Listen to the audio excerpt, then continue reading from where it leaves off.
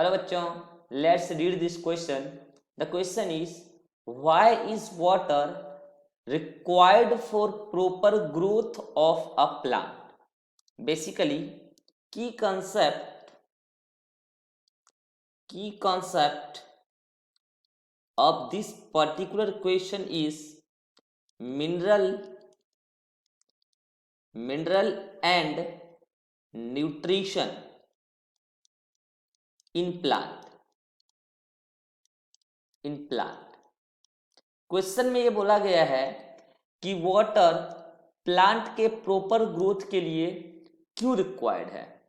तो water plant के growth में एक नहीं बहुत सारे रोल प्ले करता है। सबसे पहली बात, प्रॉपर ग्रोथ के लिए एंजाइम्स चाहिए, और जो एंजाइम्स हैं, एंजाइम एक प्रकार का बायोकैटलिस्ट है। ये एंजाइम्स बायोकैटलिस्ट हैं जो कि बायोकेमिकल रिएक्शन में पार्टिसिपेट करते हैं, और ग्रोथ बायोकेमिकल रिएक्शन के बिना नहीं हो सकता है। और उस बायोकेमिकल रिएक्शन का जो यूनिवर्सल सॉल्वेंट माना जाता है, वो यूनिवर्सल सॉल्वेंट वाटर ही है। इसीलिए वाटर प्लांट के ग्रोथ के लिए जरूरी है, पहली बात। दूसरी बात, जब प्लांट्स धीरे धीरे ग्रो करता है तो प्लांट्स में वाटर कंडक्टिंग एलिमेंट्स बनते हैं, एंड दैट इज जाइलम। और उस जाइलम्स के जरिए ना केवल वाटर का ट्रांसपोर्ट होता है, बल्कि वाटर के साथ बहुत सारे एसेंशियल मिनरल्स का भी ट्रांसपोर्ट होता है। इसलिए मिनरल के ट्रांसपोर्ट के लिए भी वाटर की प्रेजेंस जरूरी है थ्रू जाइलम।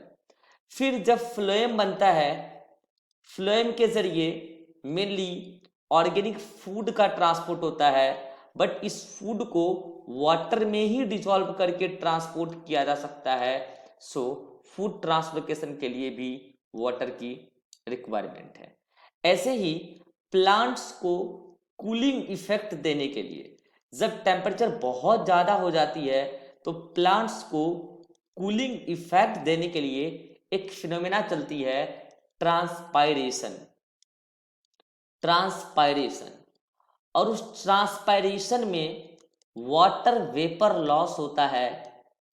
वाटर वेपर का लॉस होता है थ्रू लीफ। और ये ट्रांसपायरेशन जरूरी है जब टेम्परेचर बहुत ज़्यादा हो जाता है प्लांट्स के अराउंड, तो कूलिंग इफेक्ट देने के लिए ट्रांसपायरेशन जरूरी है। और ट्रांसपायरेशन होने के लिए वाटर का प्रेजेंस जरूरी है, तभी तो वाटर वेपराइज होगा। तो इन सभी चीज़ों के लिए वाटर जरूरी है, तभी प्लांट प्रॉपर ग्रोथ कर पाएंगे। Hope you understood it well. Best of luck.